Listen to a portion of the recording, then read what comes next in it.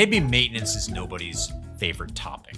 It's kind of boring until something breaks and then suddenly everybody's keenly interested, right? It's like oil changes. Maybe you can skip one, but if you never do it, your engine's gonna seize and you're gonna need to get a new one. So we don't want that. These are skills we want in our back pocket.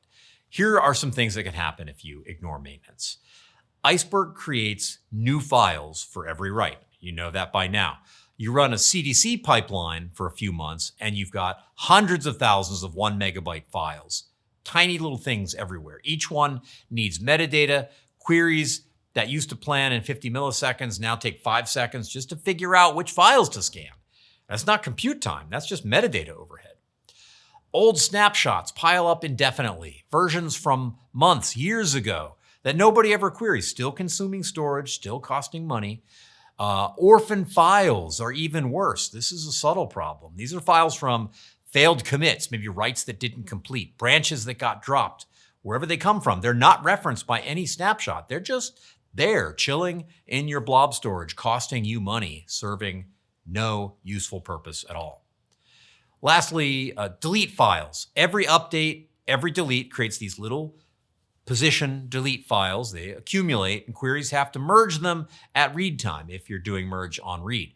Performance goes from fast to, tap, tap, tap, is this thing on? Iceberg has 5 maintenance operations, each solving a specific problem. Let's go through each one of these. Operation number 1, expire snapshots. Iceberg keeps every snapshot forever by default. That's great for time travel, terrible for your storage bill. So the expire snapshots operation lets you set a retention policy to clear old table versions. You pass it a timestamp and a minimum number of snapshots to retain, and boom, old snapshots are gone.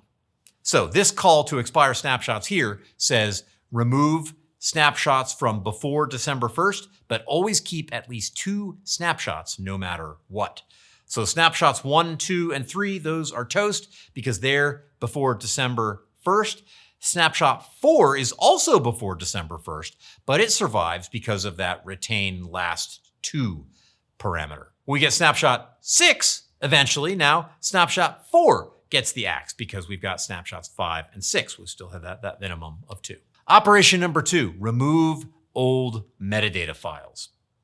Every time you change an Iceberg table, insert, update, delete, Iceberg creates a new metadata JSON file. 1 table, 100 commits, 100 metadata files, just sitting around. This gets messy fast, especially with streaming jobs that commit every few seconds or maybe every few minutes. You'll end up with thousands of these JSON files cluttering up your metadata layer. The fix is simple. You set write metadata delete after commit enabled to true in your table properties. Now, every time Iceberg creates a new metadata file, it automatically deletes the oldest one, keeping only the most recent N versions controlled by the write metadata previous versions max parameter.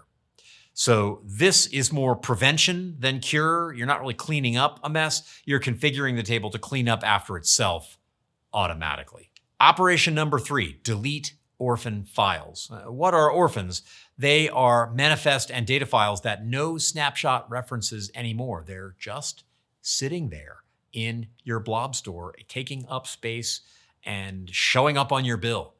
When you run expire snapshots, there's an option to delete orphans right away.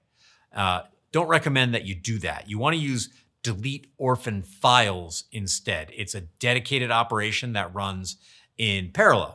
It scans your storage layer much faster than the sequential cleanup during a snapshot expiration. And you think about that scans your storage layer thing. To find orphans, you're going to have to go through and list files recursively through, throughout the whole bucket to come up with that exhaustive list of files. And then, all right, which files are referenced? It's a little tricky, right? There is an expensive operation there. So it's worth it to do the separate remove orphan files call instead. And timing matters here. Iceberg writes bottom up. Data files hit storage first, and then manifests, and then snapshot metadata updates to point to all those things. If you delete orphans too aggressively, you can kill files from a write that's halfway done. So those are technically orphans at that time, right? There is no snapshot that points to them. The data files exist, but the snapshot hasn't been committed yet. So if you delete it, the write is going to fail. That's why you use older than as a safety buffer. You set it to a few days ago, right? It's okay. There's a little bit of mess lying around. It's not gonna break the bank. Those files are either part of a completed snapshot or truly orphaned from a failed write. Always run this with dry run first, this kind of operation. You probably know that, but you do kind of want to get a list of what it's going to do, sanity check that.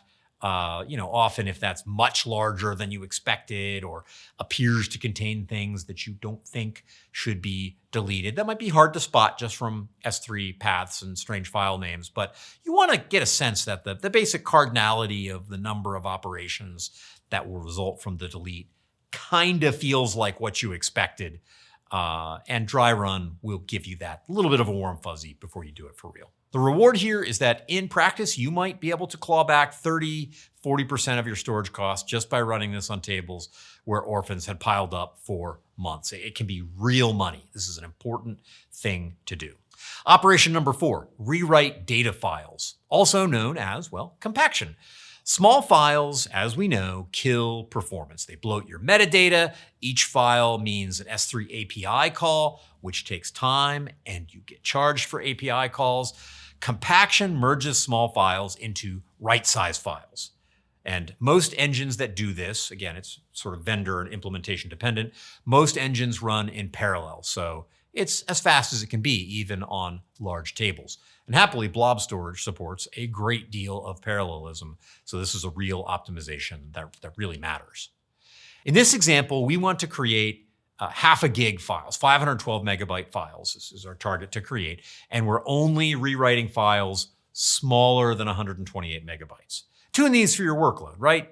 We said before, somewhere in the neighborhood of 100 megabytes to a gigabyte is probably the sweet spot. You'll need to experiment with that, but this is a good starting place. Run this regularly on tables with frequent small writes, streaming ingest, hourly batch jobs, CDC, things with lots of upserts, and your queries will thank you for it. Remember that 5 million row sales table from the previous module where we did the weird query that did all the modifications? Ran compaction on that, targeting 10 megabyte files, maybe artificially small, with a 1 megabyte minimum threshold, and the result was 6 data files consolidated into 3. And those are artificially small numbers, but they're good for this test data here. Those original files, they were around 4.5 megabytes each. After compaction, 2 of the new files landed just under 10 meg. The third one was around 7 meg. Still has room to grow as more data comes in and we continue to run compaction. Operation number 5, rewrite manifests. Manifest files track which data files belong to which snapshot. Think of them as the index to your data files. If you run frequent streaming commits, you can easily end up with 1,000 tiny manifest files. Your query engine has to open every single one and figure out which data files actually contain the data you need. That's 1,000 file opens before your query even starts. Not going to go well.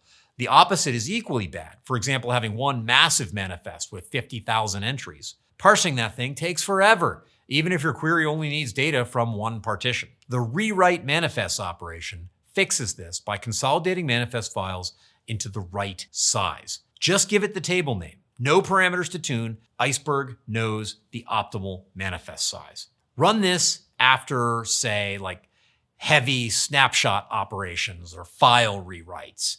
Query planning is going to get noticeably faster, especially on partitioned tables. Now, here's the thing, though. Maintenance only works if you actually do it. So it's best to automate these operations. Here is a simple strategy. And you can see suddenly we've shifted to a Python API from SQL, but you can write a script, run it as a cron job, make sure it runs every night on your recent partitions, say the last week where most of the queries hit. You keep that data lean, right? If it's Monday night, well, now it's time to expire snapshots older than 30 days. Tuesday night, this is where we remove orphan files using a 3-day buffer to avoid deleting files that are still being written. That's, I think, extremely generous.